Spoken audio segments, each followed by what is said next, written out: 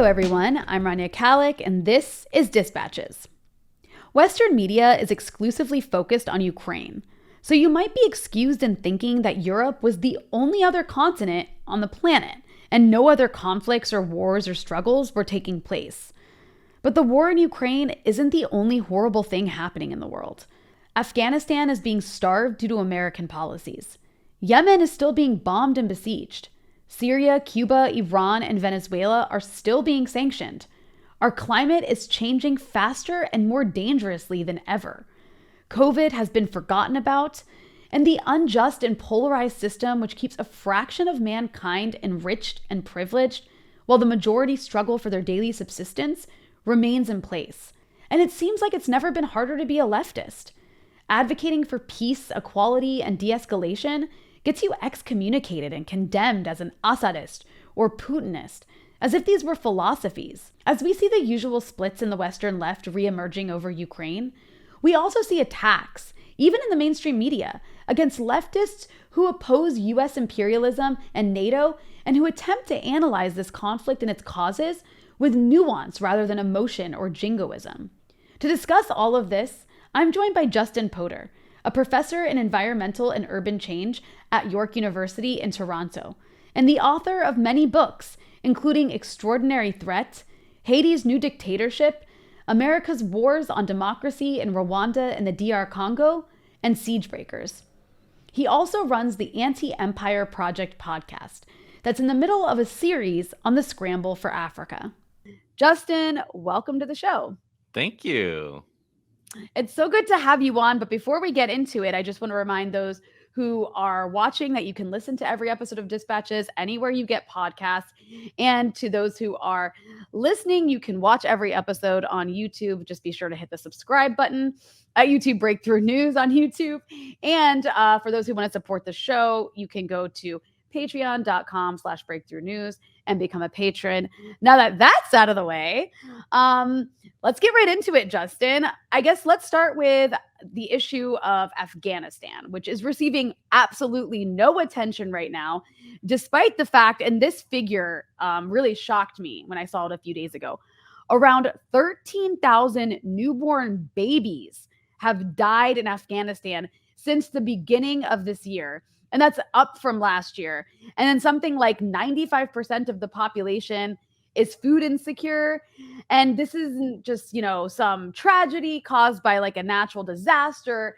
This is the result of the US stealing Afghanistan's central bank assets, literally freezing them and sanctioning the country, which is causing hunger and death, as we know that sanctions do.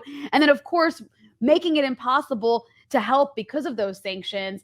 And it's also striking because just a few months ago, when the US was finally withdrawing from Afghanistan in what I thought was the most reckless way possible, but at least they finally got out, we all saw the media obsessively covering the suffering because it played into their interest for the US and NATO to stay forever. And then now that that's all over and the cameras have turned to Ukraine and only Ukraine, it's like the suffering in Afghanistan, even though it's gotten dramatically worse, isn't even happening. So my first question for you would be, what's your response to the current situation in Afghanistan and the complete lack of concern from really anyone, anywhere about this US-caused famine? And also, can you touch on why bringing this up in the context of Ukraine is not, quote unquote, whataboutism? Or if it is, what does that even mean?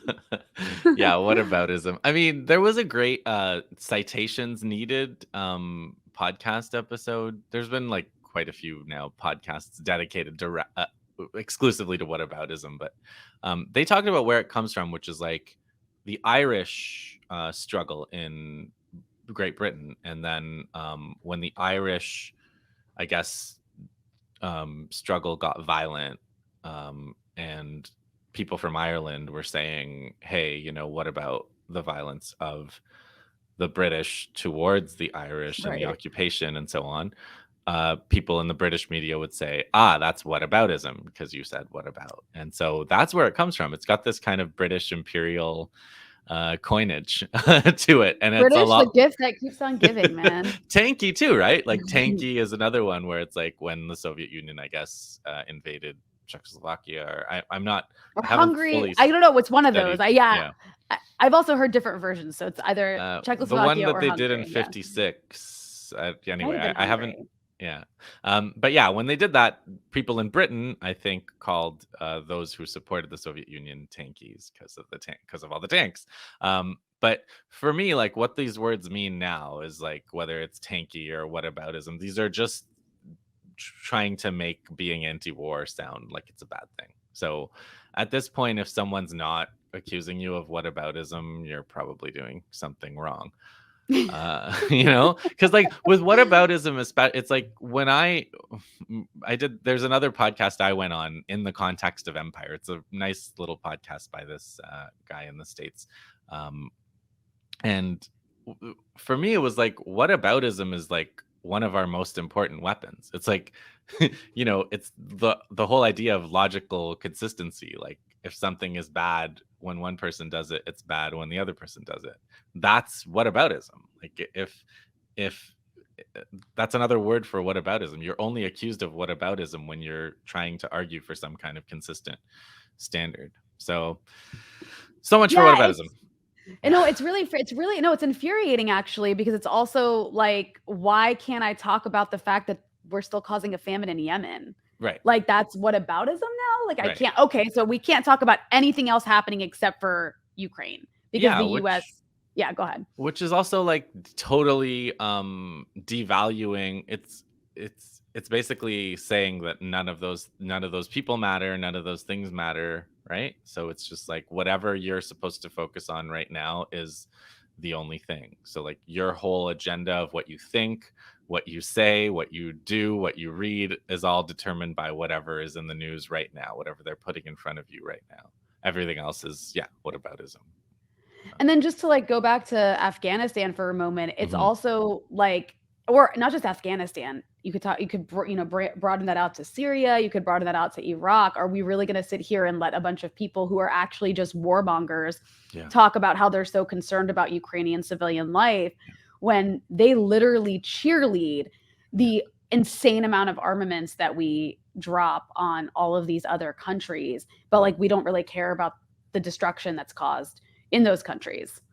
So it's we don't care about the destruction that's caused in those countries to the point where there's not even an approximate estimate of how many people the US killed in Afghanistan. Nobody has any idea. So like the closest thing I've seen is Code Pink. Of course, it's got to be Code Pink, because they're like the only anti-war organization that's like in existence. But there was a guy named Nicholas Davies. I don't know much about him, but he wrote these long 3-part article series about like basically how many people has the US killed in its post 9/11 wars, and it's from 2018. So more people have died since then, right? It's been like 3 years. Yeah, there it is. And it's been 3 years. Afghanistan was occupied for 3 more years, and we know from occupations that like the last phase of the occupation is always usually, not always, but usually the most deadly, or like the first and last phases. So like they probably killed more people in those 3 years than say 2016, 17, and 18, right? So he estimated in 2018 that in Afghanistan and Pakistan, the US killed around 1.2 million people. That's wild. Yeah. That's just Afghanistan and Pakistan. Yeah. And how many years? I guess from 2001, so 17 years. But he's talking about like, he does this whole methodology where he's like, here, we don't know. And he kind of talks about how there are these different ways of measuring and local counts. And he's like, but these counts are always undercounts. And he explains why. And then he goes through and he looks at like Guatemala. And he's like, there was a systematic study of Guatemala, which he makes an analogy. And he's like, when you go through the data on Guatemala, you discover that the scale of death in the countryside during the Guatemalan War in the 90s was way bigger than people realize. And so that was how he came to this 1.2 million figure. And then, so at the end of all that, like you said, what does the US do? Nobody is getting punished. Nobody's going to jail for killing 1.2 million people over 17 years. Instead, they're stealing the money. Their president Ghani flew off with 170 million, and then Biden himself stole another 7 billion. So it's like the destruction that they did, they killed all these people directly, but they also destroyed everything, right? Like there's this whole thing about how much money they spent rebuilding Afghanistan. But if you go and look around at Afghanistan, there's not been any rebuilding, right? It's been a lot of methodical destruction. And then the sanctions regime that they put on, it's not just stealing the reserves, right? It's also like the way you've been covering it, you've made videos, and I've written about it. Like you've written about it too. They make it impossible. They punish other companies for doing business with Afghanistan or with Iran or Venezuela or Cuba, any other countries they're sanctioning. So if you provide them with food or medicine or spare parts to repair something, you get punished. So it's not just like the US refusing to trade with them. They're actually stopping third parties and third countries from trading with them. And they're still doing that. And that's just like the default way of behaving now, especially with Afghanistan, now that they've decided they can't do anything militarily to them. Yeah, and I mean when it comes to the issue of sanctions too, I mean it's like there's like the big issues from sanctions, which is of course it causes like actual preventable death. It causes people to have food insecurity. But then people don't even think that those are the bigger things it causes. But even just the small daily inconveniences where your entire life ends up being shaped by having to wait in line to get fuel, having to wait in line to get bread, having to, one of the biggest things that sanctions do is they devalue the currency so that overnight people's salaries or life savings become worthless. Against the dollar. And so, you save, say you're like in your late 50s or early 60s and you're planning to retire soon and you're middle class and you've spent all your life like saving so you can retire. And then all of what you've saved becomes worthless because of decisions being made in the comfort of Washington, D.C. And I just bring all that up just because I always say, being in Lebanon and seeing the impact, though Lebanon isn't like sanctioned in the same way Syria is, a lot of the impact of the economic collapse here is causing the same consequences. And also the economic collapse is deeply connected to the US financial system in many ways, but that's a story for a different day. But the point is I see the impact on the ground here, and all I can think when I see these like progressive types even justifying sanctions is if these people had to spend a week without being able to like drive around or have AC in the scorching heat or heat in the freezing cold, or even have access to something like Botox. Oh my God. Could you imagine? Like, I feel like the US would probably have to launch a war. There's a revolution. If there was like no Botox because of like the upper classes in the US and how dependent they are on Anyways, I always go back to Botox. There's names I won't name, but there's specific people I'm referring to when I say that. Who have suffered under sanctions regimes. I'll tell you who, if they did suffer under sanctions regimes, that's probably the first thing that they would be upset about. This lack of access to like things that make your face stay young. Or being able to live stream, or even just being able to live stream, having the internet bandwidth, good enough. Or just like, I don't know, while you were talking, my electricity went out. Like, not having electricity. Anyways, that's just to, I talk about this every so often, but it just can't be said enough. Yeah. And it's like the reward for winning, right? So like in Afghanistan, they did defeat the US. Like the US was unable to defeat the Taliban, and so your reward is sanctions. And it's like the same for Venezuela, the same for Cuba. It's like the US is unable to impose its will on these countries and overthrow their governments. So, okay, well, we'll just starve your people until and it's based on this theory that like, if you starve people, they'll rise up and overthrow their government, which never has ever happened. And which never is going to happen. So all they're doing is Just causing extending the suffering. suffering. Yeah. Just and yeah, misery. it's collective punishment. And what's so amazing to me is with Russia, they're not even using the "we want them to overthrow their government" thing. You just openly hear officials like being like, "I'm sorry, but the Russian people are going to have to All Russians suffer. are guilty. Yeah. There's a price to pay." But on while we're still on the subject of Afghanistan, I think this is a good topic to raise here. Is U.S. officials are openly saying that they want to turn Ukraine into Yeah. Afghanistan by funding this insurgency to bleed the Russians in Ukraine, right? And what Mhm. they mean by that is, of course, that they think they bled the Russians in Yeah. Afghanistan in the 80s by funding the Mujahideen. And that the conventional wisdom Yeah. is that is what actually led to the collapse of the Soviet Union, among other things, is the U.S. turning Afghanistan into their Vietnam. And of Yeah. course, that's a good segue to the recently published book Mhm. called Collapse, the Fall of the Soviet Union. The author is Vladislav Zubak. And this book argues that the US didn't actually defeat Russia in Afghanistan, but rather Russia abandoned Afghanistan and other allies like Cuba as a part of what you were telling me, you had mentioned to me, was this self destruction Yeah. under Gorbachev and Yeltsin. So you've been reading through this book. Yeah. I know you're making your way through Zubak's book.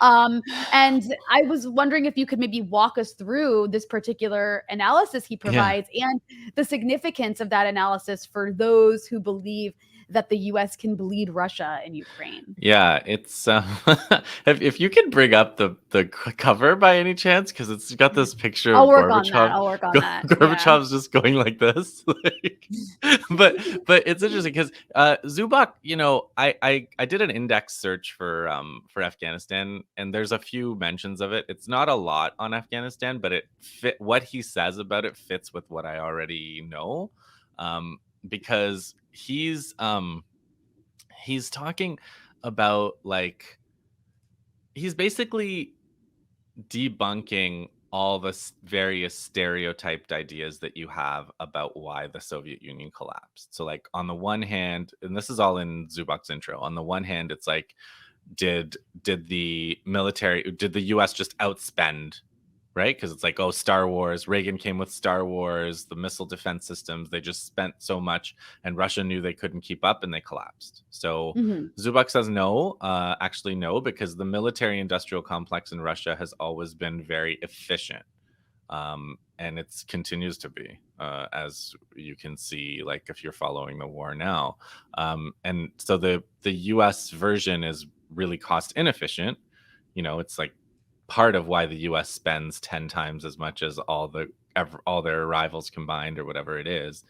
Actually, it's not quite that much of a disparity anymore with China. It's only 5 times what China spends or something. But That's the there face, you by go. the There you way. go. Oh Yeah, my sorry, I God, you're can't get amazing. like the right dimensions, but that is That's that's okay. quite the photo. Look at that. I'm gonna have to scroll down so you can see that face. Yeah, Look yeah, at that. but so it's not that. And then what about bleeding the Soviets in Afghanistan? There's like an academic article that I saw called "The Myth of the Bear Trap," which I'd also recommend if you're into that kind of academic article world. But the idea, the point of that is, the story is that, okay, these Stinger missiles showed up, but then they started shooting down these Soviet helicopters, and that ended that won the war, and the Soviets had to withdraw. But, like, even Steve Coll in Ghost Wars, and other books that cover that show that, like, yeah, the Stinger missiles were like an unpleasant surprise, and then the Soviets just adapted. They adapted pretty quickly. The reason they withdrew from Afghanistan is actually because Gorbachev wanted to please the US, and then Yeltsin wanted to please the US. So there was just this, like, the way Zubak paints it is like Gorbachev was just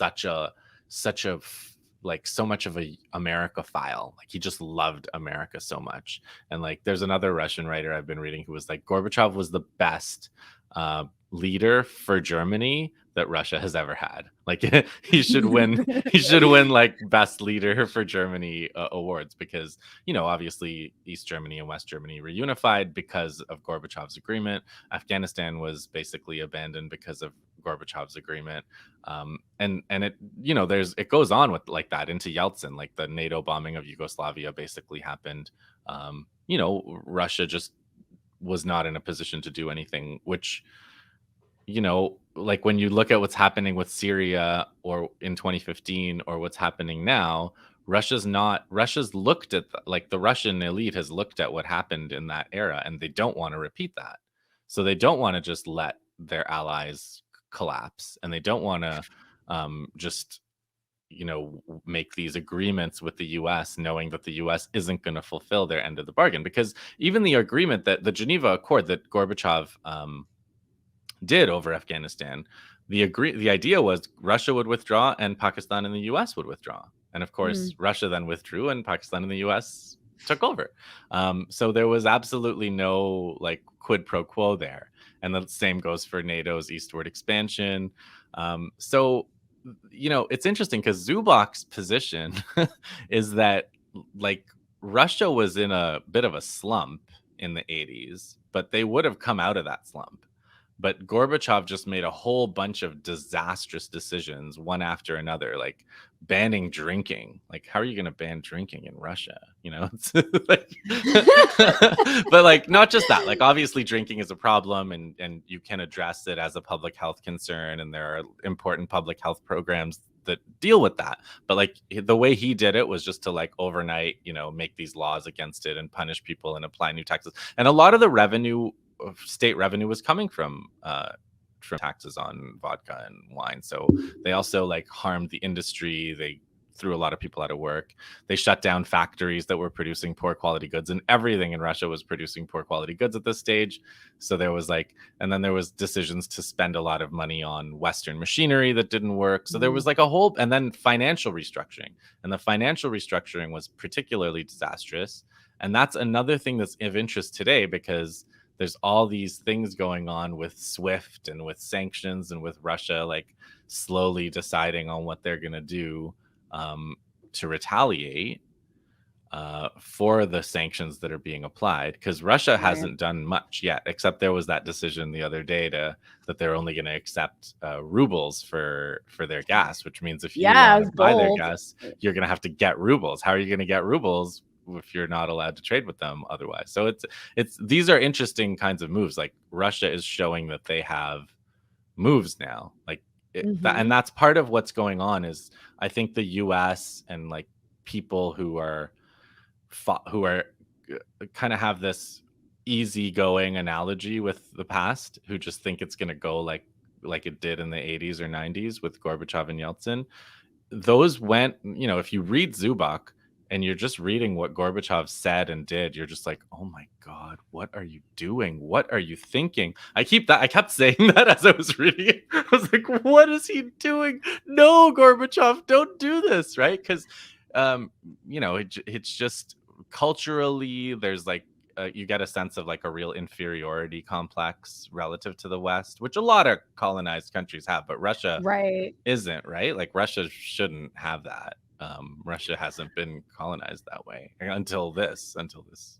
I wonder if that speaks a little, sorry, just real quick. I wonder if that speaks a little bit to like the sort of Western hegemony in culture, like the cultural hegemony that obviously like the Soviet Union wasn't necessarily like immune from. Anyways, but continue, because what you're saying is interesting. But I think that's huge, because I think that a big part of Western power is the ability to control the minds of especially the elites in these poor countries, right? Because it's like they just think everything Western is good, and they also think that the West is going to give you a better deal. Like, getting to Ukraine, the whole 2014 revolution in Ukraine, which radically empowered the Nazis and the right wing in Ukraine, it kind of started over a delay in joining the European Union.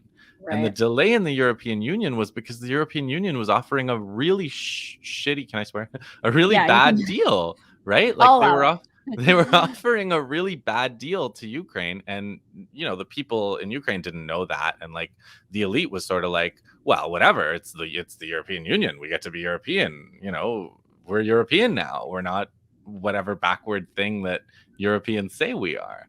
And so that, you're right, like that clearly played a huge role on Yeltsin. I think it still plays a role today, even in Russia. Like obviously, like I'm from India, you know, that is like the basis of our whole culture, sadly. It's like, you know, Hey, look, it's I'm like, in Lebanon. I'm in yeah, Lebanon, so exactly. same It's like here. there's Yeah. way too much of that going on. But like with Russia, even today, it's a big thing that where even when you saw like the lead up to the war where Putin was meeting with his Security Council, and like the way they looked, like just their body language was just like, the West is going to do whatever they want no matter what we do. Like we can't give them enough to make them stop. Like there's no dealing with it. And there's been I saw a press conference where Putin said that to some journalists. He was just like, I don't know how to get through to you people anymore, to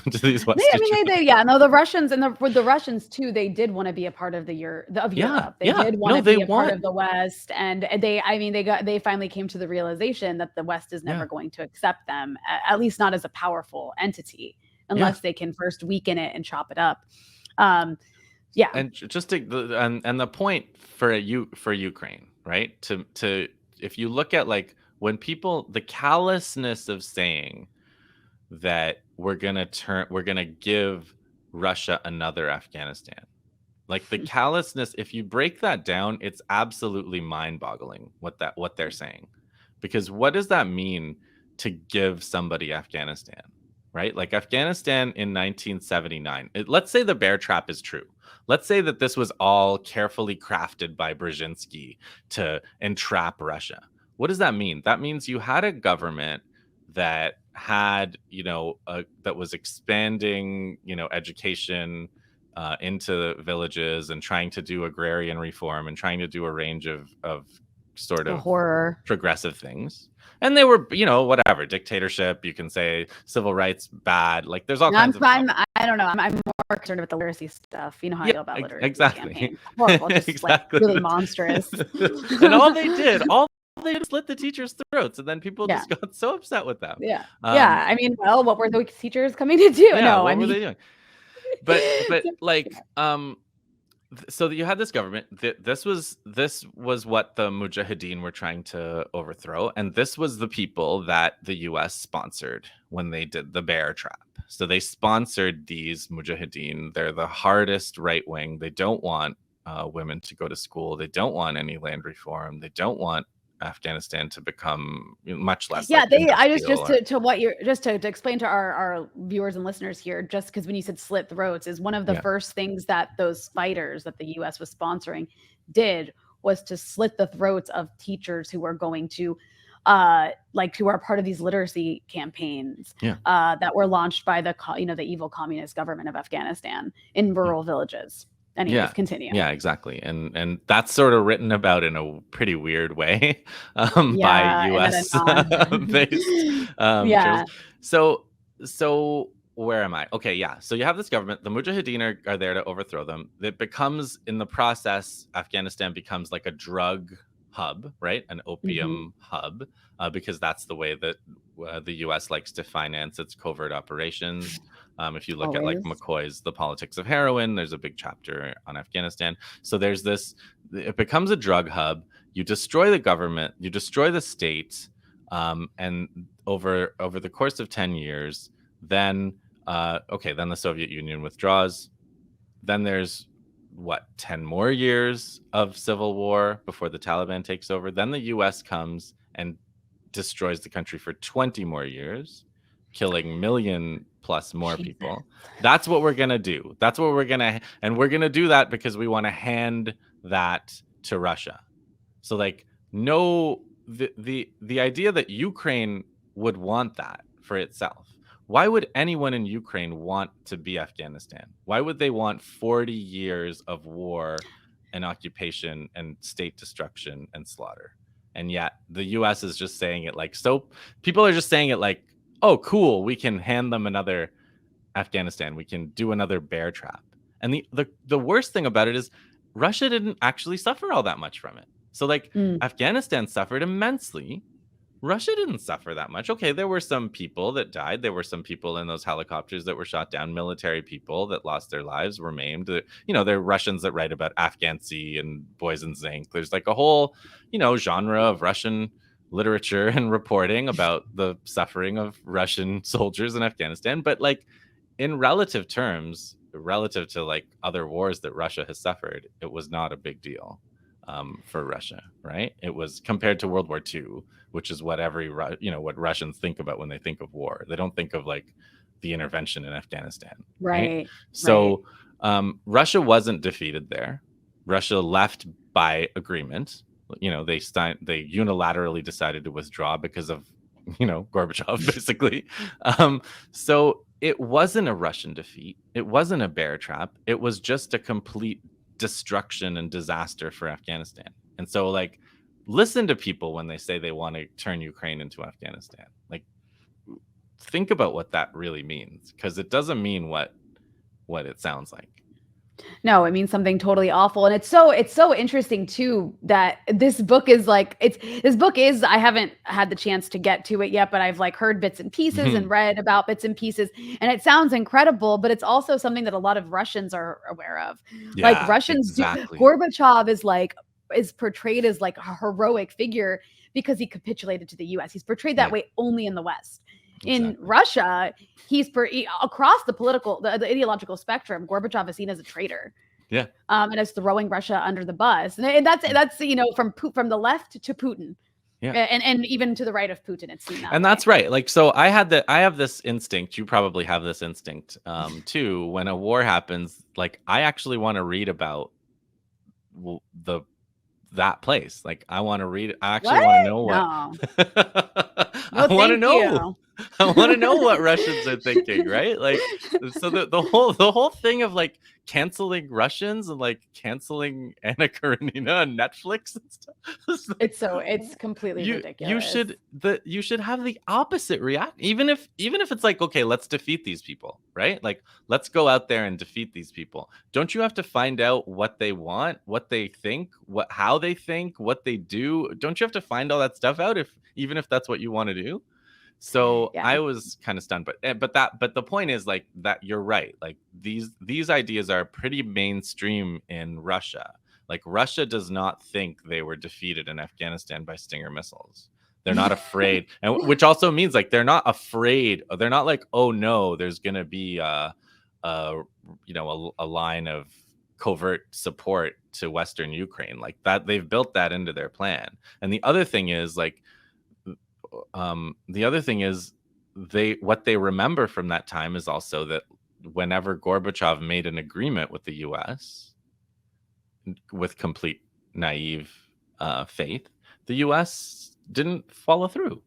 Right. So it's it's a bad situation if you're interested in like if you've got an anti-war position where you're looking for a way to find a diplomatic exit to this, which is like you're trying that the agreement has to be between Russia and the US, not Russia and Ukraine, which tells you a lot about Ukraine's power here. But yeah, exactly, Ukraine's agency, and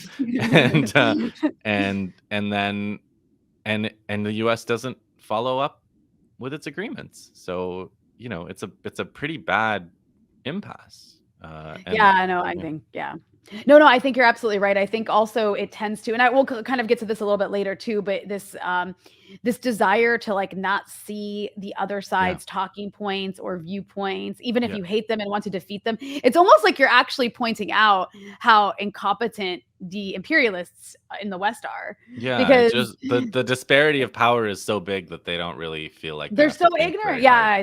That's probably what allows them to feel like emboldened in their ignorance. Yeah. But yeah, the fact that like these, the people coming up with policy, like are like think Gorbachev was like a hero and don't even understand how he's seen in Russia, says a lot. But I want to shift to something tangentially related to this. And that's, the issue of the kinds of splits it's producing on the left, this war in Ukraine. And I think this is a perfect month to do it in. It's the month of March. It's the month of anniversaries, the anniversary Mhm. of the US invasion of Iraq, which is whataboutism. So I apologize for mentioning Oh that. yeah, whataboutism. Also, the uprising of 2011 in Syria, which of course led to Mhm. US war, regime change war on that country that is still having Yeah. ramifications today.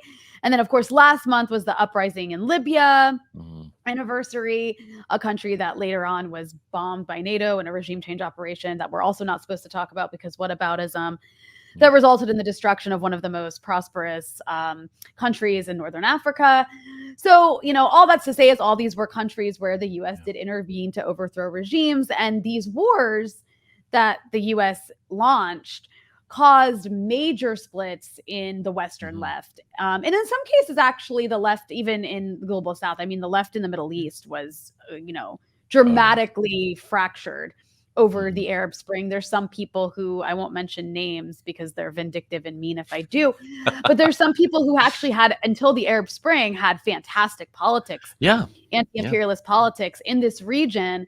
And after that, we're just became like hardcore imperialists and are now hoping NATO will intervene in Ukraine. And it's actually that change was quite shocking to watch. But all that's to say, it's even leftists basically can fall for Mhm. these liberal interventionist arguments about, freedom and dictatorship and agency, a word that Yeah. you mentioned earlier.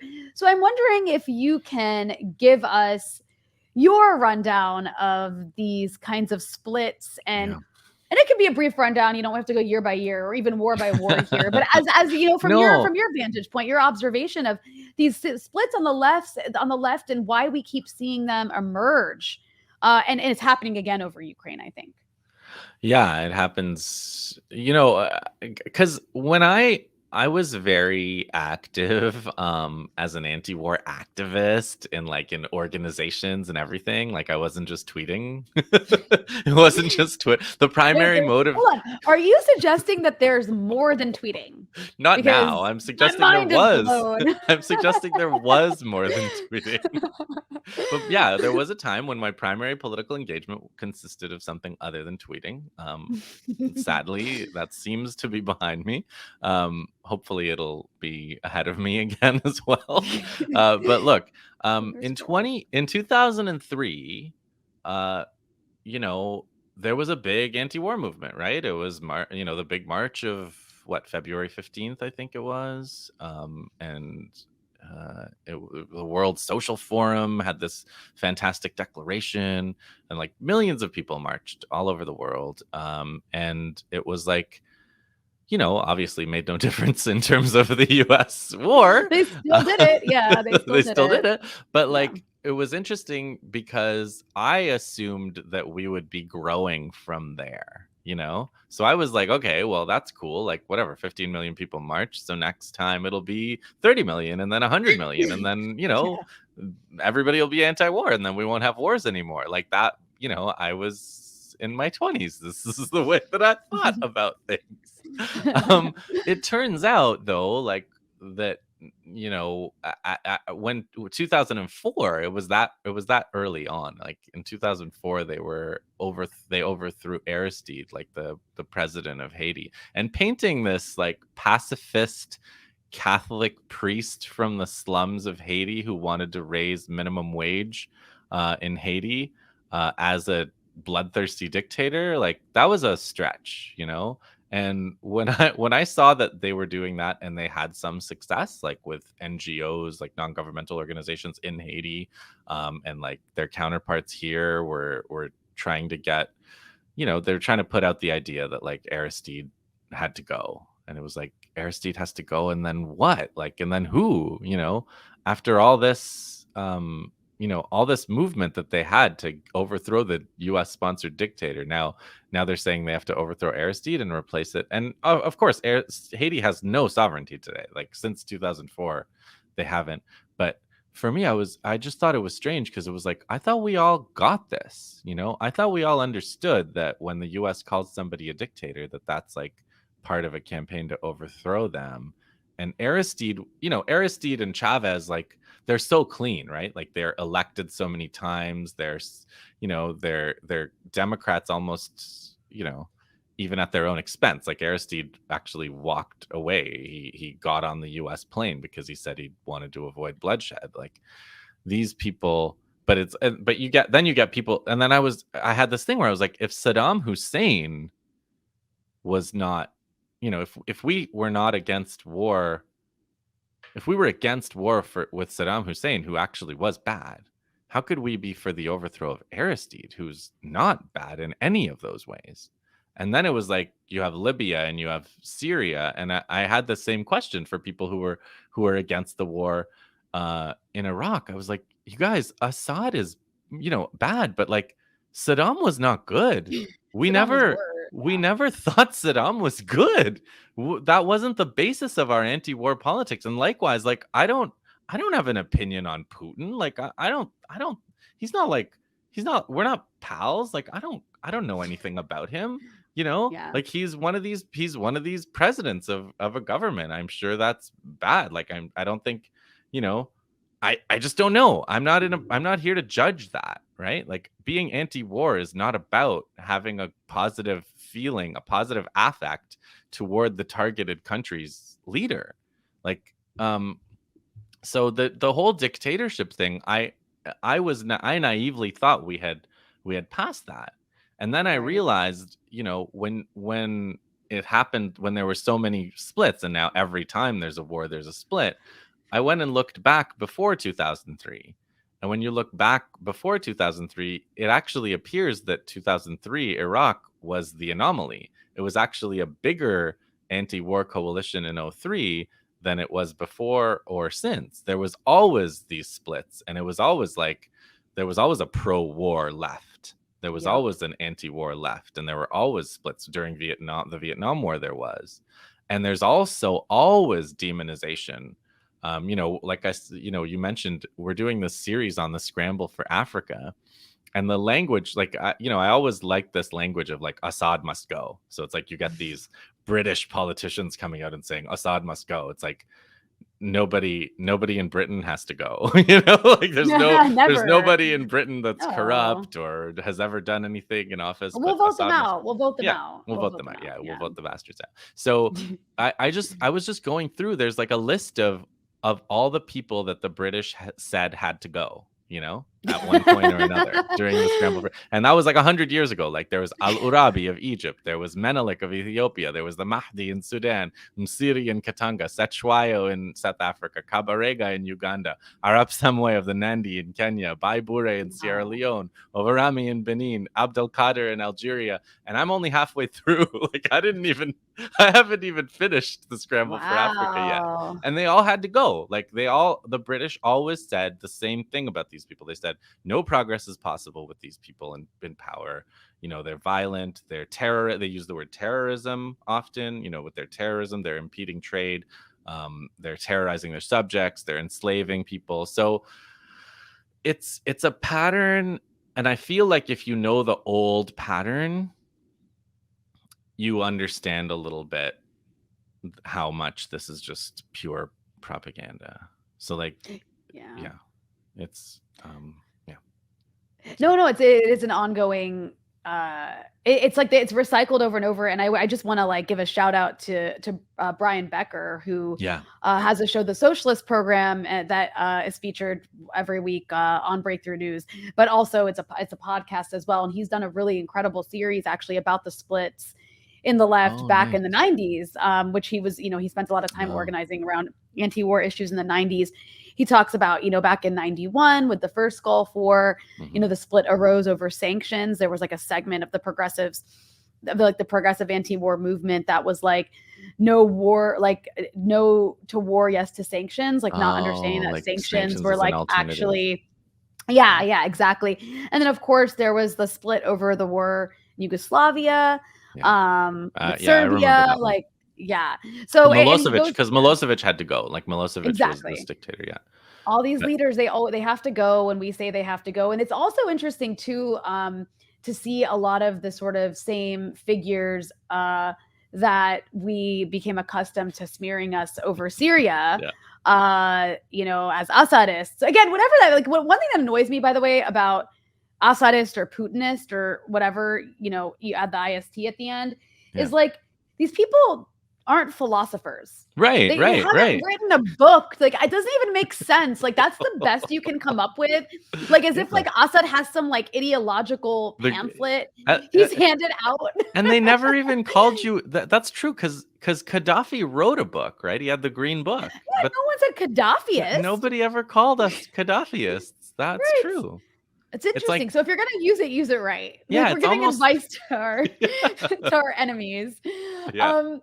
But you know, all that's to say is that a lot of it's almost like there's a network in place that like goes into like, it's like they, you know, network assemble, smear merchants assemble. Yeah. For sure. Whenever the war comes out, and you see a lot of the same familiar figures you know, end up like resurfacing in, again, I'm not going to name names because I don't want to get petty. And also I don't even want to give these people like any attention specifically. You know that you're living in their heads, so we don't. Exactly. I don't want to let them live in my head rent free, but it's like hard not to notice. I'm like, geez, you literally only pop up into my Twitter feed whenever I'm like advocating against more war. Yeah. And it's like from Syria to, you know, Ukraine, it's the same thing.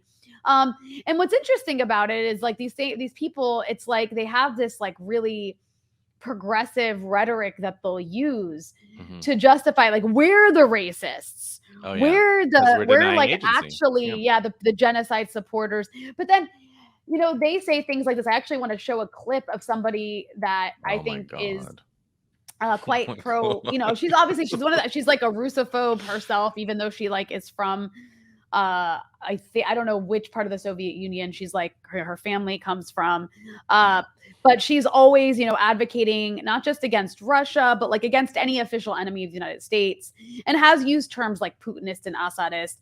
And I just want to show this clip because nobody ever seems to care when the people advocating for war speak like this. So I just want to real quick. I fear that just right now it doesn't yet. I think NATO is still going to stay on the sidelines of this precisely because they don't want a direct military confrontation with Russia. It's the thing that everybody's been trying assiduously to avoid. But what happens, for example, if Vladimir Putin uses chemical weapons in Kiev or in Mariupol? We've seen him and his allies in Syria do the same. They're clearly preparing something because they've been making a lot of noise at the UN and in the media, that Kremlin-controlled media, that the Ukrainians have all these biological and chemical weapons and that they're going to use them, which seems like fertile ground for a false flag operation. So what is NATO going to do if, you know, it's one thing for sarin gas to be used on people in faraway Syria who are Muslim and who are of a different culture. What is Europe going to do when it's on European soil, done to Europeans? Are they going to intervene? Are they going to keep standing back? And if they do intervene, how far are they willing to go? And are they willing to have a direct confrontation with Vladimir Putin, which is what he seems to want? So I don't know if you've seen that clip before, but just for those who are only listening and couldn't see, that Julia Yaffe, I'm not sure if she writes for the New Yorker or the Atlantic. It's like one of those mainstream outlets. No, I'm sorry. I think she writes for Puck News now. Yeah, Puck News. I don't know what they're trying to do with that. I'm not going to think too hard psychologically about where it's like who comes up with that. But that was a good one. That was a good one. You know, okay, obviously the thing she said, you know, that there's the obvious thing she said, but what's interesting too is like she's got this dead-eyed kind of calmness, and she's like, nobody seems to want to have a military confrontation with Russia, but are they going to be willing to do it? And it's like, World War III? Again, you mean World War III? Like what? Yeah. So and it's like these are people who think that the only constraint on U.S. action is will, whether they're willing to do it or not. And it's like, you know, again, like in the real world, there are other considerations besides whether you want it badly enough, right? Like that's another part. It's like a cultural thing, right? It's like you've got to want it badly. You've got to be hungry. You've got to stay hustle. Be hungry for World War III. Yeah, and it's like that doesn't exactly apply in every field across the board, including like, gas pipelines, and you've got to be hungry enough in Germany to forego natural gas next winter or something. We like have to pay a price. As Yeah. Jen Psaki said, there's a price for, or I can't remember. People say things like freedom isn't free. But what I find, I mean, there's so many layers to what she said that I had to show that just for the shock value of it. Because it was racist. It was also like pro World War. And yeah, like you said, with this calmness. And that is like that attitude is on CNN. That was a clip from CNN. Mhm. That attitude is on the mainstream all the time. It's All the like time. being constantly burned into our brains. Yep. Meanwhile, there's this crazy amount of censorship that we're all being subjected to right now. That's like, we're only allowed to watch that narrative. We're not allowed to see the other side's narrative. Not even to talk about the algorithmic suppression that like narratives, like the nuance kind of narratives that I think people like us present. But like, an entire side of this war, their viewpoints, their media, Russian media has been completely deleted. And I think it's stunning how little people care about this, because I want to show this. This is something you tweeted. That is what I see in my feed all the time, because you're in Canada, right? Yeah. So I'm in Lebanon right now, and I am not even in Europe, but for some reason I'm still subjected to the same thing.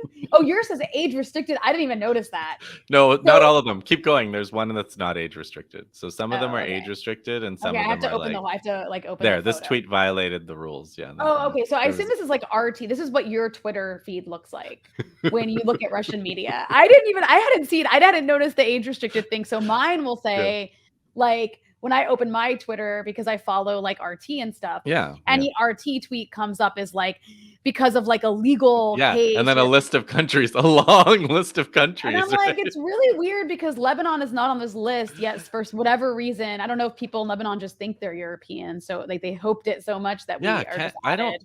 I don't remember Canada being on the list either, but I every once in a while, when I see that, when this pops up, I make a tweet about it, because like YouTube, there was this video about like the Ukraine war on civilians in Donbass and from 2014 on, and it's on YouTube still in 4 parts. But when I went to YouTube to watch it, YouTube was like, "Listen, people have complained about this. Are you sure you want to watch it?" And I was like, yeah, I want to watch it. And they're like, "No, but seriously, do you really have like 5 layers of like, are you sure you want to see this? People said it's not good. It's naughty. It's naughty." It's like, I already clicked the link. I said I'm ready. I want to watch it twice. I've clicked it twice. Are you sure? It is. It's like it sends you through this crazy long process where it's like, "Are you sure?" over and over again. And then with Twitter now, it's like any RT or Sputnik link. If you can even see it. I can't even see the link on Twitter. But for those who can, if you click on it, it's like, "Are you sure you want to read this?" There's a guy, Afshin Ratansi, I think is his name. He used to have, I think he used to be on Jazeera, and now he's on RT. Sorry. But like when they started slapping that on, he just, that day that they were slapping it on, he just like tweeted these things where he's like, "I'm going for a walk now," and then it had this huge thing being like, "Russia supported content," whatever. And he's like, "I think I'm gonna go for lunch," and there was Russia supported content. It's so crazy. But I think the purpose of this not only is to like make it impossible for people in Western countries to see the Russian viewpoint, but also it's like sending a message to anybody who wants to dissent from the the mainstream narrative that the sort of group think that everybody's conforming to, especially in this like war hysteria fervor environment or climate. And I think it works to a degree, because like I will admit, I myself have, since this started happening, I've been so careful about what I say and how I say it, out of fear of being censored or having one of my social media accounts taken away.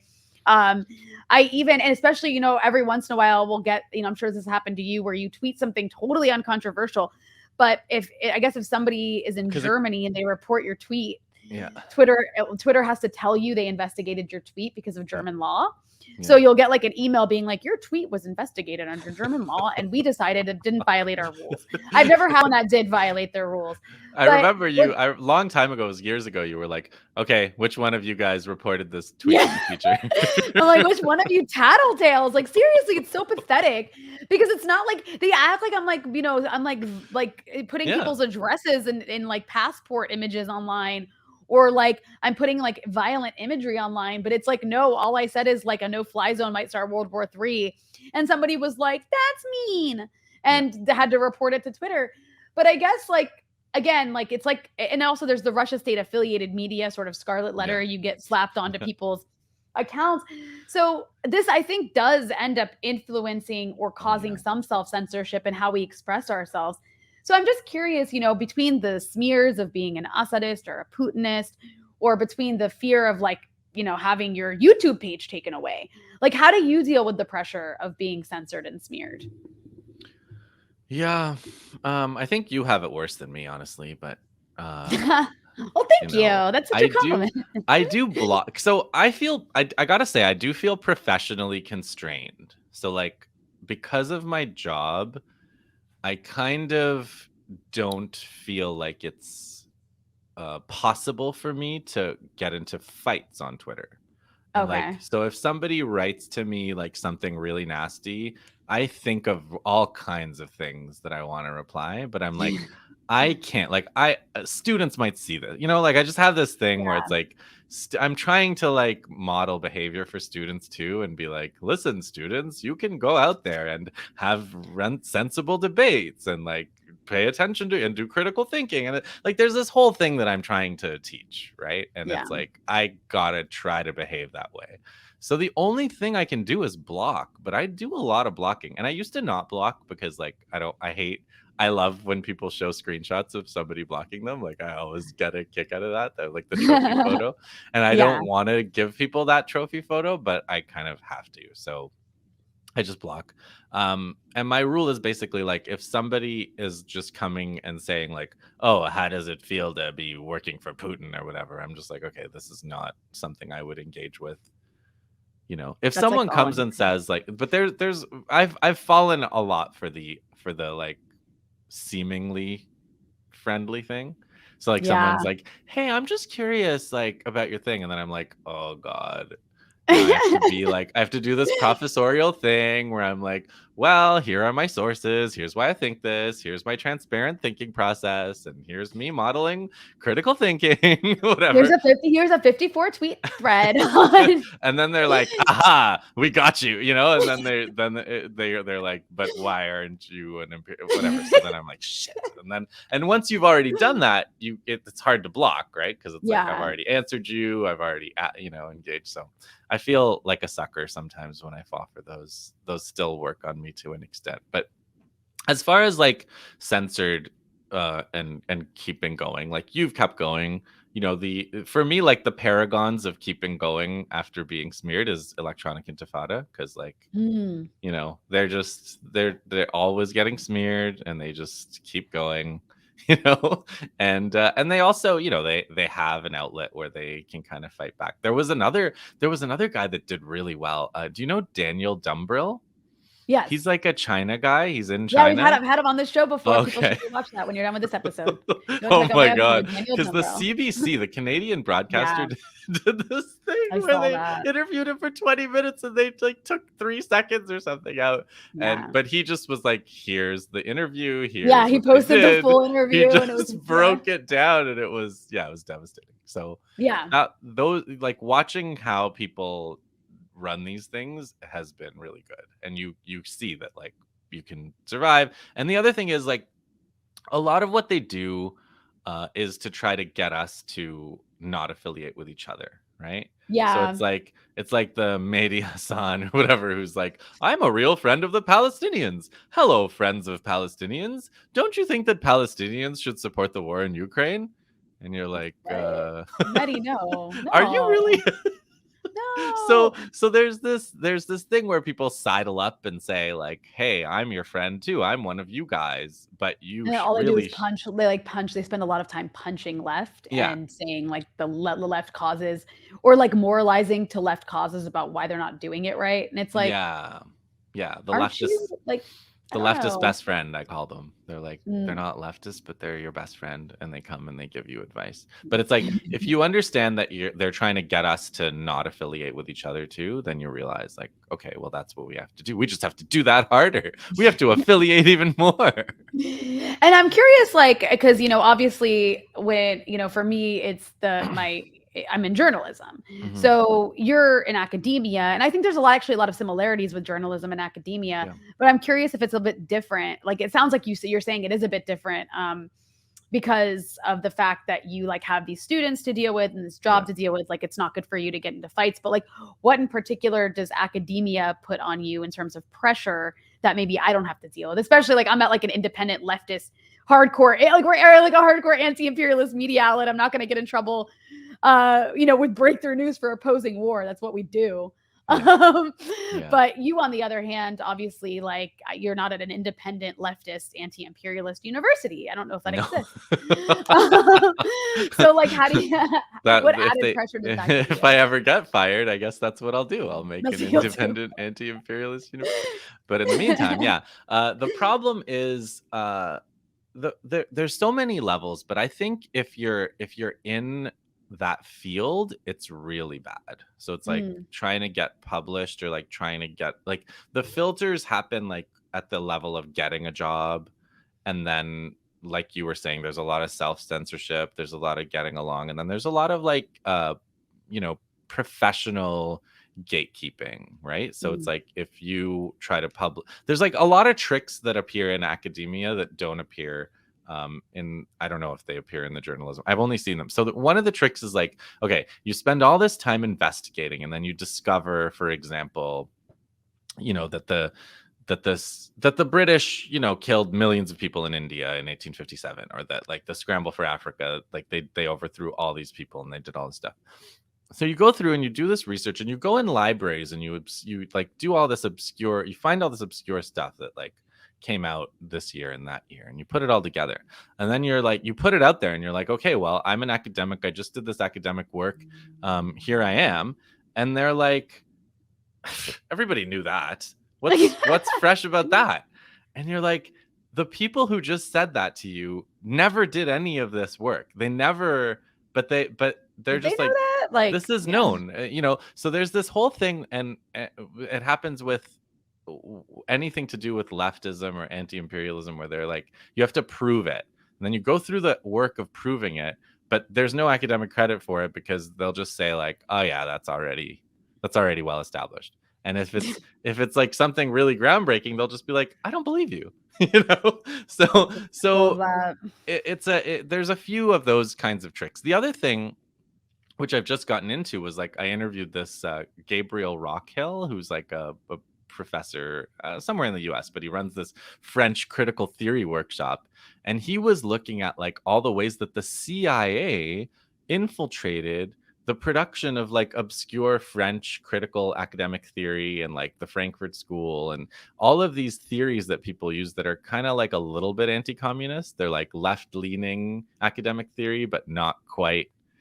They're still like denounce totalitarianism, and Stalin's as bad as Hitler. Like they have all these kinds of qualities. And those are all like, the CIA is like involved in all of that. Yeah. And I you that's actually another, I yeah. actually I started watching that episode. I'm not all the way through it yet, but it's like actually really fascinating. Yeah. And helps us, and I like kind of helps explain a lot of the foundational Yeah. points that a lot of this stuff is still coming from today, by the way. Exactly. So it's like people are reading Arendt, or they're reading them in university. And then like you talk about journalism, right? But like almost all journalists did go to university. And what did they read in university? Like if they were doing social science, they were probably reading some kind of anti-communist theorist. Right.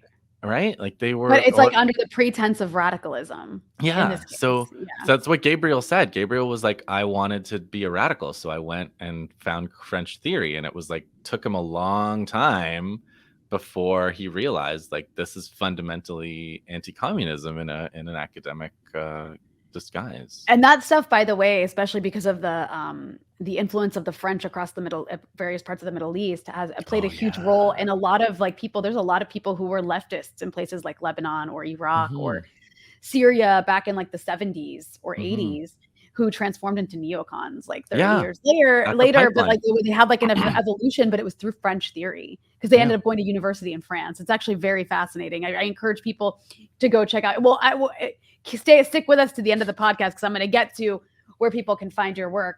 But I actually want to talk about something a little controversial because I know our audience at Breakthrough News doesn't all agree about like, and I don't know if actually you and I agree on the extent to which like Russia did something terrible. And I'll say what I mean by that. Like I'm a little bit upset. I'm actually mad. I'm mad at Russia. You're okay, mad. And I'll explain why. I'm very mad at Russia. I 100%, as anybody who's watched our programming, anybody who watches Dispatches knows from the several episodes I've done with various guests breaking down how NATO and the US are responsible for provoking this conflict, or at least laying the ground for this conflict and creating the conditions for this war. So I'm not going to go into all that now, but I've said it. I know it. No one has to make that argument to me. However, I feel like Russia's actions have made it much more difficult to be anti-imperialist in this moment in the West, because we have to play this like impossible balancing act of which we should play. It's an important balancing act because we have to be nuanced about, in this hysterical, like pro-war climate that we're in. We have to be nuanced about why this happened, explain to people that no, Russia didn't just out of nowhere choose to invade Ukraine. There's a context behind this, while also, of course, not justifying it. At least I don't, I don't want to justify it because I also think like Russia, well, I understand the reasons that they invaded. I still think it was crazy and reckless, completely reckless thing to do. Any war is terrible. It should be the last resort. I've seen the consequences of it. It causes terrible loss of life and suffering and displacement and destruction and the shattering of societies that can never be repaired, as I've seen happen across the Middle East. And also on top of that, I think that this invasion has given NATO a reason for its existence, which it was looking for the last 30 years. It's given a boost to militarism across the West and Europe and America. And it's also, I think, rebuilt a blind faith in the U.S. and in the U.S. specifically in the intelligence community, where there was already, of course, a kind of blind faith that exists across the mainstream media. But the sort of Iraq WMD fiasco, the lie of the original sin of the century, the lie of the Iraq War, always left space for a certain level of skepticism when the stakes are really high, that I feel like was erased by this, because for months the US was warning Russia's going to invade. And because of the WMD lie, all of us were like, you guys are full of it. Like, that's a lie. Keep lying. We all made jokes about it. And then Russia invaded. So I guess all that's to say, like, I want to hear your, because I mean, convince me I'm wrong or convince me I'm right. Agree with me or don't. But it's a tough situation. I think a lot of people are feeling this way. I know there's some people who are like in the hardcore, like Russia had to do this camp. I don't agree with that. I mean, you're welcome to have that opinion. I don't agree with that. I don't think Russia had to do this. Again, I understand why they did it. And it's important to always note that. But I disagree with this. I disagree with this kind of offensive war. So I don't know, like, and I know there's people in the opposite camp who are just like, Russia's committed a huge crime, like Putin should be in The Hague. Right. So I'm curious, what's your take on all this? Everything I just said. It's not really a question. Just respond to what I said. I do. I totally agree with most of what you said. I do. I agree with. I'm totally gutted, right? Like we're anti-war people. Like that's the thing. Like we can't have a sense of humor about this. Like I'm not happy about this. I'm really, really unhappy about this. The only things that I like, the thing I would say is like I still blame the US for this. Like that's where I come down. It's like I do think this was a tragedy. I think I'm against this. but I blame the US. So why do I blame the US? Like how can Russia have invaded, like clearly invaded, crossed the border, their troops are in Ukrainian cities, etc. How can I still blame the US for this? Like, and the reason I still blame the US for this is as follows. I think that Russian, like again, like watching those speeches leading up to it, um, the I and like knowing how much Russians love Europe and how much Russians love America and how much Russians love the West. Like that's the thing, right? Like all this hatred of Russians is like so one way. Like Yeah. Russians love the West. Like they Too don't much, I in don't my opinion. yeah, I don't even think they want, like there's this whole thing of like, well, they can do this because they have China now and China can bust any sanctions and China's happy to accept everything that Russia has to sell and offer. And that's true. But that's not what Russia wanted.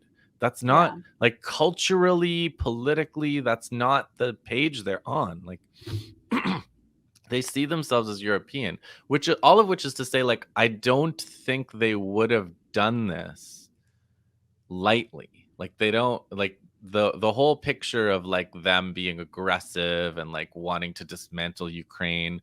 I don't believe that. I don't believe that's the case. Like I actually do believe that they, like Scott Ritter or people like that they believe that Ukrainians are basically the same people. Obviously there's the whole Nazi issue and like the whole Russophobia in Ukraine issue, but like Right. and bad blood over whatever World War II, a certain event called World War II. But like even then, like the people in that region, just like just like the Middle East, like people, it's crazy, but people get over those things. Like people Yeah. do get past those things. Like Hindu Muslim riots in India, people get past those things.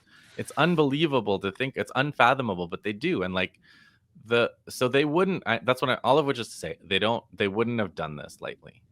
Yeah. So like this was painful. So why did they do it? And I think, and like when you think about also the whole idea of like the information war and how Russia's losing the information war, and like Lavrov saying, at one point there was like a Western journalist who asked Lavrov a question and he was just like, write whatever you want. You're just going to do it anyway. I'm not even going to answer. Like there's this just utter resignation that you see from them. Yeah. And I think militarily, after the fact, because I have this tendency to predict things that I want. This is what I've realized. My prediction I think everyone record, does. I think everyone does that. Like, but my prediction record sucks because I always predict what I want. So I was like, well, obviously Russia's not going to invade. And that's because I didn't want Russia to invade, right? Like it also just seemed like why would they? Like that just seems like suicide, like internationally speaking. Yeah. But there's all that depending on, okay, so Russia sucks at information warfare, and they've blown off trying to do it for the most part. So I also think suppose this happened. This is what I think happened, but I have no idea. But suppose they're watching through their various satellite feeds and their spy networks that they have in Ukraine. Suppose they were watching the preparations for Ukraine to attack East Ukraine, like to attack Donbass, to attack those separatist republics. Suppose they were watching that and they were thinking it's much better to attack than to wait to be attacked. And it was also like, I thought they would just kind of fortify and wait to be attacked because they have an advantage. But if they're watching the weapons that are coming, if they're watching the Ukrainian preparations and they're saying, if we wait to be attacked, this is going to be much worse for us. And so at some point, they must have decided, or maybe they may have decided that the war was going to happen no matter what. And it was better to start it than to let it happen on NATO's timeline. I've also heard the argument, and I think that this will become clearer in the years to come. Once like there's more clarity on what went into the decision that Russia made. But I've also heard the argument made that, you know, there was like a threshold of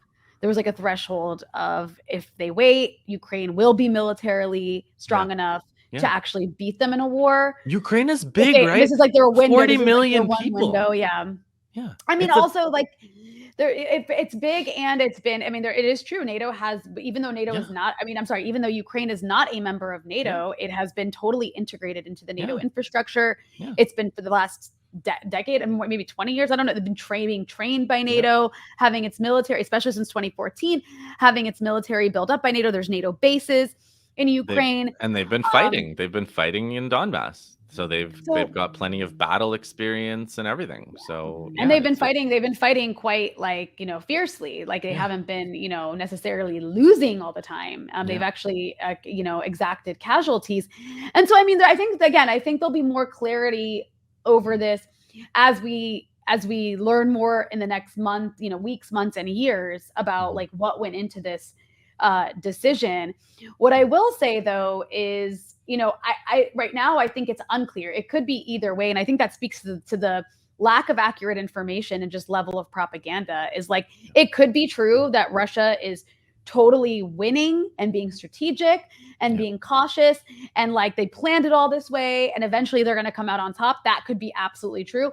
It could also be true that Russia bit off more than it could chew. Ukraine was stronger than they thought, which is of course the messaging you get in the West.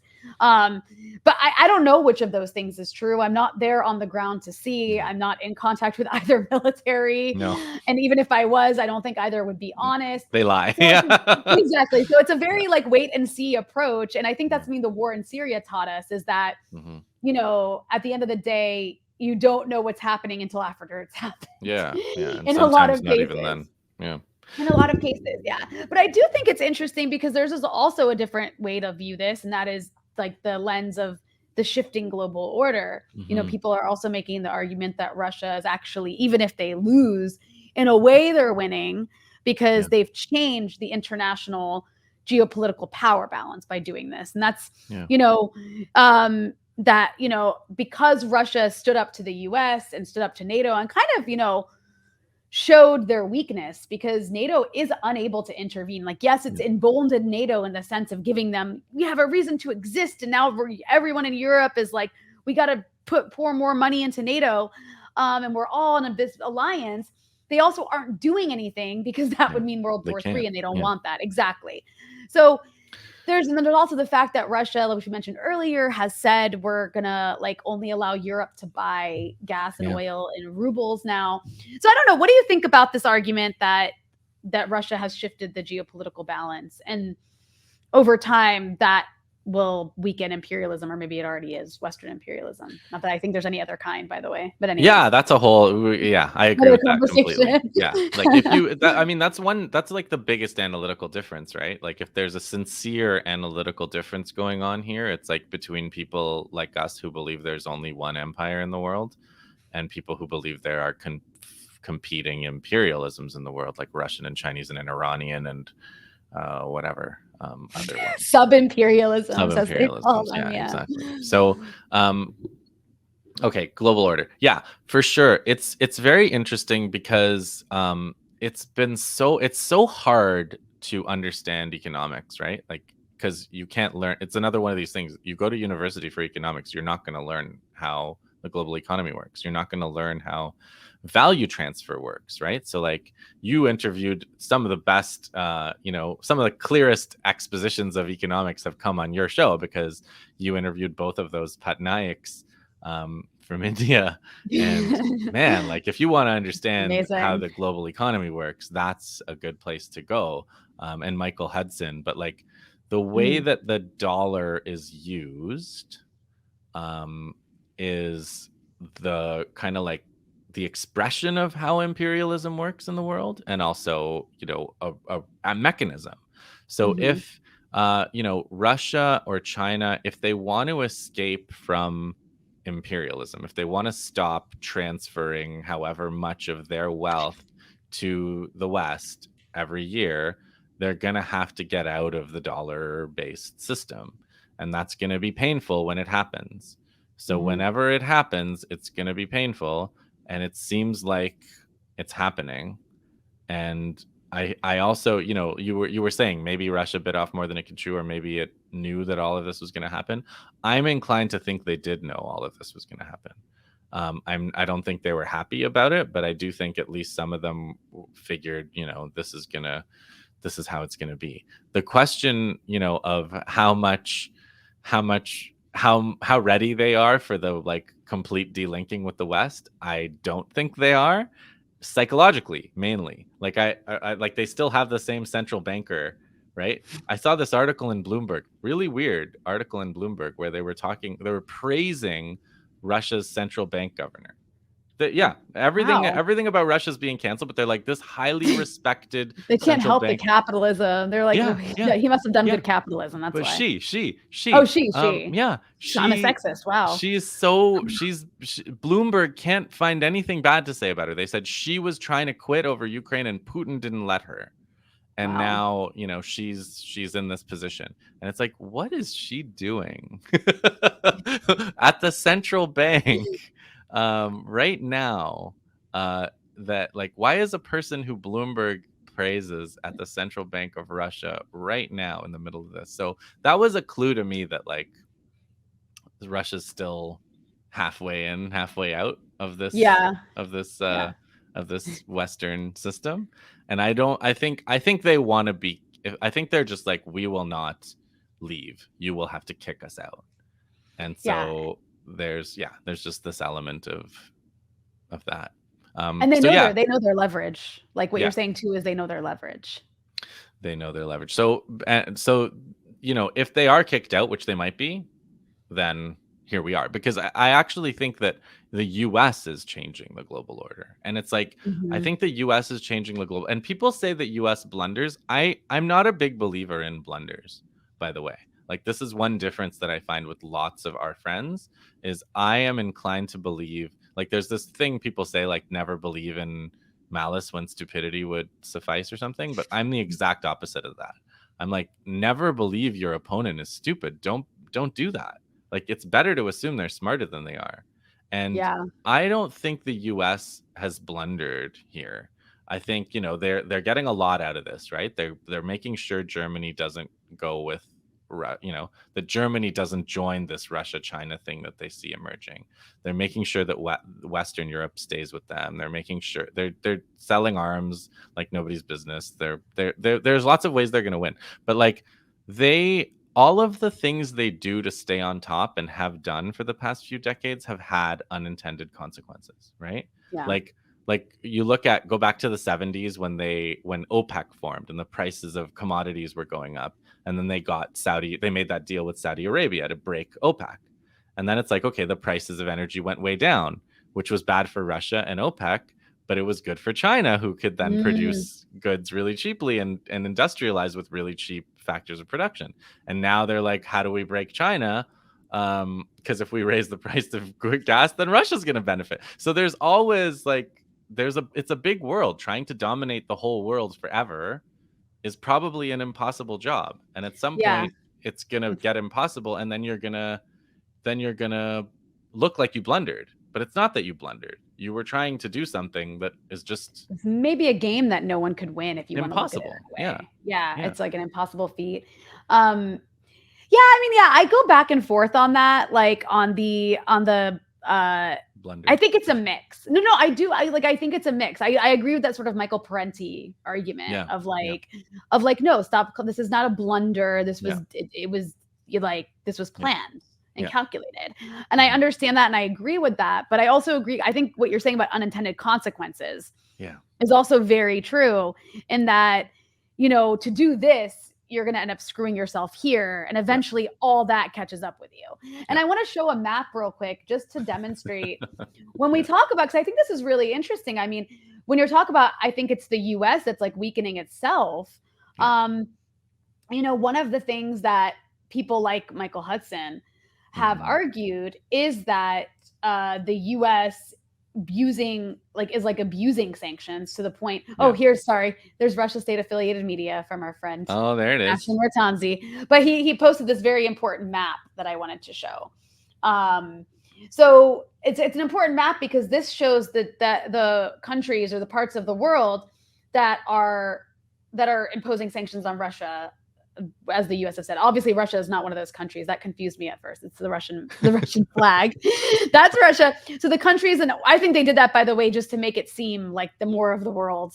Right. If you just glance at the map. But all of these countries in orange, it's just Australia, Japan, Europe, America, and Canada. And of course, we know the way the map is shaped, it makes the global south look way smaller than it actually is. But if this map was actually like shaped to how, to the proportion of these parts and population, that's another story. Population, in terms of population, this is a minority of the world. And in terms of landmass, it's a minority of the world. The vast majority of the world has chosen to abstain from taking a side in this war. Between what you noted was not actually Russia and Ukraine, but was actually Russia and the US. So I think that this map demonstrates something very interesting, which is the US, says the international community is the international community, but really it just means a handful of states that are allied with the US. But actually, the world is, including US allies, by the way, US client states are choosing to not take a side. And there's a reason for that. And I think that speaks to the shifting global order that we're talking about. They've determined, even if they're allied with the US, that it's more beneficial for them to stay on good terms with both with Russia and the US. That's just, I don't think, I don't know if you have anything you want to add to that. I just think I agree with you. It's because they can. Like, I just think back of the Iraq War 1, right? 1990, 91. I don't remember what kind of resolution they got or whether the UN was with them or not. But I remember that you remember that Yemen voted against it. And they said that was the most expensive Yemen and Cuba. vote. That was the most expensive vote you've ever cast. They said that to them. They famously said that. So now it's like, okay. And then they crashed the Yemeni economy. Yeah. With help from Saudi Arabia in the 90s. Anyways. Yeah, exactly. They fulfilled their threat. Exactly. Yeah. But now that's what they've been doing, right? They've been like, hey, China, you better follow the sanctions. And China's like, no. They're like, hey, India, you better follow the sanctions. And India's like, also no. Brazil. Yeah. Brazil refuses to. And it's also, I think there was the only thing I saw in terms of bullying was I saw Lithuania canceled a vaccine donation to Bangladesh. And they were like, this is punishment for abstaining at the UN General Assembly, which is just really cruel. But yeah, I think it speaks to a completely shifting global order. I know we've been going for a while, so there's a few things that I wanted to get to that we're just going to have to leave for the next time. They were exciting topics, but we'll just have to leave them for the next time. But I do want to very briefly just say, I know that I want to give you a chance to talk about the work that you've been doing. But before we do that, I want you to tell us how you became a leftist.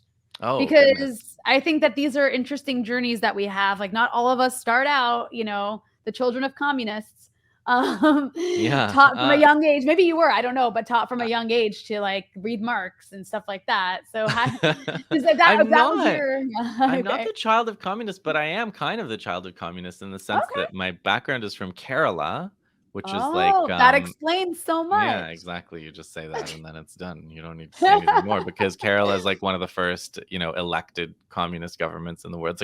It's a state in India, a relatively small state, but always, even before communism, they had high literacy rates and so on. It's sort of like the Cuba of India, they say, right? Because good education and good healthcare outcomes, despite having a pretty low per capita income and lots of other problems. But that's where my family's from. My dad, he went York University, where I work now, is known as the university of the working class of Toronto. The families, so there are people who go to York are the first person in their family to go to university, and so my dad was that. And he went there, and like he had all these books on his bookshelf, like The Pillage of the Third World, like all these 70s monthly review books that I just kind of read as a teenager that I didn't really know what I was reading, but like, oh, that looks interesting, I'll read it. I didn't know what it was, but then, once I started to want to like figure out, as a teenager, like, what is this India thing that I come from, and like, who's Gandhi? This India thing, I like that. Yeah, so I read Gandhi and I read Nehru, and then I wrote my high school history essay on Mao Zedong. Wow, because you my guys are history really popular. It must have made you really popular. well, my history teacher is my co-host on my history podcast right now, so Oh, he right. gave me a good Yeah. mark. He gave me a Pretty good mark on cool. the essay, so I kept going in that way. But he's not, I don't think he considers himself a leftist. He's sort of like a left-wing liberal kind of guy. But yeah, so then from there, like, I discovered Chomsky like when I was about 18 or 19, and then found ZNet and became a ZNet volunteer in like 1998 or something. And then anti-globalization, there was this thing called the anti-globalization movement. Yes, that was a big before, one. which was like against what do you call it? Against like all the trade deals, like WTO, The World Trade Organization, yeah, and like all of that, the stuff that went along with that. Yeah. But That was a then- radicalizing moment for a lot of people. Yeah, so that was like the first movement that I was involved in, and then lots of like organizing and stuff again. And now I'm just on Twitter. So where all the real organizing happens, but the like it was kind of killed. Honestly, it was Syria that killed a lot of the in-person organizing, like anti-war really? organizing in Toronto. Yeah, because it was a pretty big Palestine movement, and it was a vicious split over Syria. Yeah. Like, oh, I do remember that. We'll have to do like a whole episode just on that someday. like a post-mortem. Yeah, exactly. For anyone who has made it to the like hour and 30-minute mark here, if you want an episode on the split over Syria, let us know in the comments. Right. and then I wanted to give you an opportunity to, of course, shout out all of your programming. You're working on so many things. For those who are just meeting you now on this episode, or maybe who don't know where all of your work is, where can people follow your work and listen to your excellent podcasts? Yeah, so I have a podcast called the Anti-Empire Project. So I do like stuff like this where I'll interview people on ongoing issues, like newsy kind of issues, and then every other episode or so we do this kind of civilization series. So when the pandemic started, I approached my old history teacher from high school, and I was like, let's do a series. Yeah. We'll go over your course, but like we'll fix it, because like his course was constrained by high school, and he's got a very Western perspective. He admits this. He's not going to be offended if he sees this, but so I wanted to add like the rest of the world, and right now we're in the middle of the scramble for Africa, which he was able to devote like maybe half a class to, or one class to, but we've done 25 episodes or something so far. And I haven't had a chance to tune into this yet, but I mean, I'm assuming this like starts with the history of like European countries, like the imperial powers sitting down and like dividing up Africa peacefully, they say. Yeah. Yep. And then going from there and doing all kinds of horrible, disgusting things. Horrible. We don't for some, Yeah, like there was like so many of these like basically genocides that they committed in all these places, like Benin, like all, and the evidence is there, right? It's in museums. Like you could go see the objects that were looted from these cities that they burned and destroyed, and they're like, here are the Benin bronzes. Aren't these people's handicrafts cool? Yeah. And then we're supposed to like believe that this is civilized. This is what civilized society. Yeah. Well, it's the fact that they're societies that live in. I mean, we're products of the global north, because we both were are essentially from the global north, or culturally, I suppose, raised there. And I think that's one of the most important. That's one of the reasons why anti-imperialism is so important, is because it's so much of the world just lives in complete poverty and destitution, and has been totally looted and experienced several genocides that we never learn about. Yeah. So that the global north can have these nice things and easy access to them at a cheap rate that people there aren't even aware of. Yeah, exactly. So to be able to bring attention to that, I encourage everybody to follow your excellent podcast. You also have, did you mention the one you also, the video podcast that you have? Yeah, I just hit record. I just Okay. hit video record and stick the YouTubes up. So, But and I it's don't under do your that. name, just Justin Justin Podur, Podur, like yeah. on YouTube. So I encourage people to follow that. I don't know about you, but the reason I like listening to stuff on YouTube is because it's easy to listen on 2 times the speed. That's a good point. Yeah, That's a good point. As my little sister sister does that. I haven't tried before, but Yeah. you've given me an idea. Because you can get through like 2 hours in one. Exactly. On that note, Justin, I want to thank you for joining me for a whole hour and a half to talk about all of these various topics that I think are threaded together quite nicely. We really appreciate it, and I hope to have you back on soon. Thank you. I'll come back anytime.